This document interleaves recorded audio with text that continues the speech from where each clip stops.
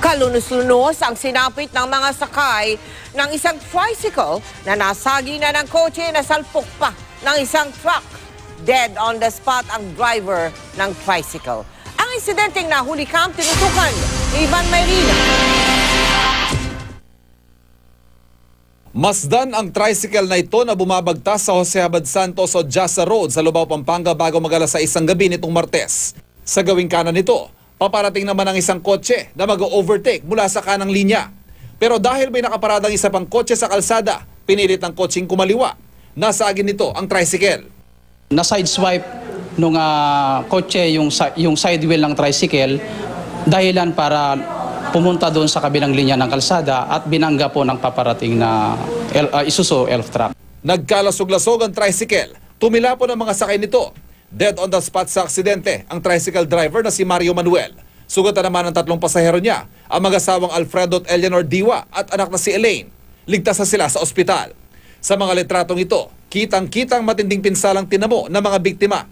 5 anak ni Mario Manuel ang ulila sa ama ngayon.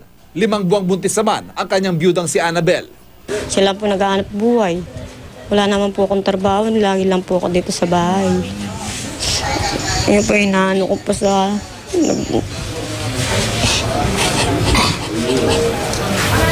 Naharap sa kasong reckless imprudence resulting in homicide at multiple physical injuries ang driver ng nakasaging kotse.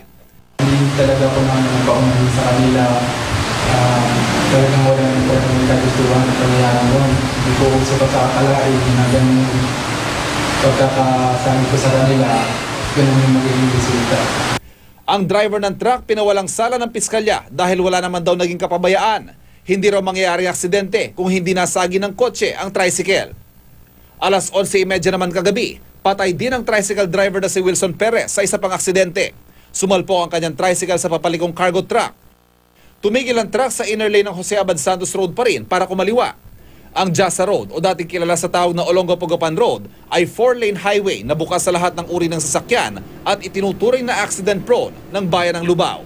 Mabilis po yung mga dito kasi parang expressway na rin kasi dahil sa 4 lanes po ito.